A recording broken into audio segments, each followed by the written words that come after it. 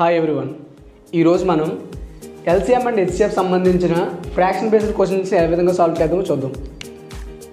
ఇక్కడ చూడండి, first question LCM of 27/50, 90/20, 6/25 అని ఇచ్చారన్నమాట.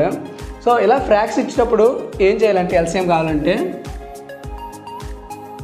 ఫస్ట్ న్యూమినేటర్ అబ్జర్వ్ చేయండి. 27, 9, 6 ఉంది. వీటికి ఎల్సిఎం చేయాలన్నమాట.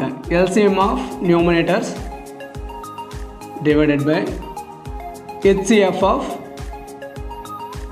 denominators.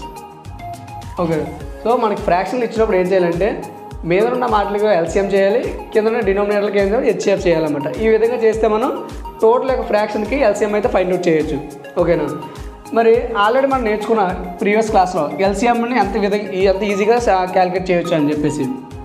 ఎలాగది? 27 ఉంది, 9 ఉంది, 6 ఉంది.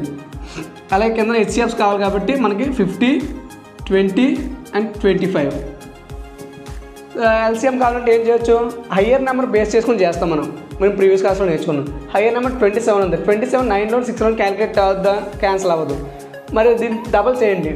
దీన్ని డబల్ చేయాలంటే 2తో మల్టిప్లై చేయండి. 2తో మల్టిప్లై 54. 54 9లో డివిజిబుల్ అవుద్ది, 6లో డివిజిబుల్ అవుద్ది. అంటే దీని ఎల్సిఎం ఏమవుతుంది? ఇక్కడ మనకి 54 అవుద్ది. ఓకేనా? నెక్స్ట్ హెచ్సిఎఫ్ ఏ విధంగా చేస్తాం? ఏదైతే స్మాల్ నెంబర్ ఉందో దాని యొక్క కామన్ ఫ్యాక్టర్స్ నుంచి మనం చేయాలి. హైయెస్ట్ కామన్ ఫ్యాక్టర్ ఇందులో స్మాలెస్ట్ నెంబర్ అయితే 20 ఉంది.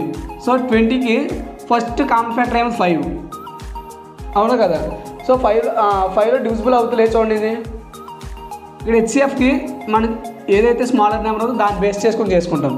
సో స్మాల్ నెంబర్ 20 ఉంది. 20కి first common factor, highest common factor ఏంటి? 10 డివిజిబుల్ అవుతుందో చూడండి. రెండు నెంబర్లు కూడా 50 డివిజిబుల్ అవుతుంది, కానీ 25 అయితే డివిజిబుల్ అవ్వదు. నెక్స్ట్ కామన్ ఫ్యాక్టర్ ఏముంది? 5. సో 5లో డివిజిబుల్ అవుతుంది కదా, 50 అవుద్ది, 25 అవుద్ది. సో హెచ్సిఎఫ్ ఏమవుద్ది? 5 అవుద్ది అన్నమాట.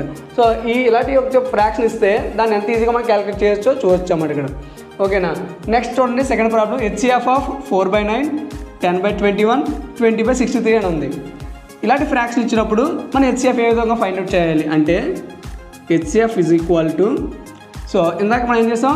ఎల్సిఎం ఇస్తే న్యూమినేటర్ అన్నిటికి ఎల్సిఎం చేస్తాం. ఇక్కడ దాన్ని రివర్స్ చేస్తాం. అంటే న్యూమినేటర్ అన్నిటికి హెచ్సిఎఫ్ చేస్తాం, డినోమినేటర్స్ అన్నిటికి మనం ఎల్సిఎం చేస్తాం. ఈ విధంగా చేస్తే మనకి హెచ్సిఎఫ్ ఫైండ్ అవుట్ అవుద్ది అనమాట. ఓకేనా? సో ఇక్కడ చూడండి, న్యూమినేటర్స్ ఏమైనా 4, 10, 20 ఉంది. దానికి హెచ్సిఎఫ్ చూద్దాం. అందులో స్మాలెస్ట్ నెంబర్ ఏముంది? 4. సో 4కి ఒక కామన్ ఫ్యాక్టర్స్ చూడండి. ఫస్ట్ కామన్ ఫ్యాక్టర్ ఏమవుతుంది? 2 అవుతుంది. 2తో డివిజిబుల్ అవుతుందా? 10 అవుతుంది. 20 అవుతుందా? అవుతుంది. అంటే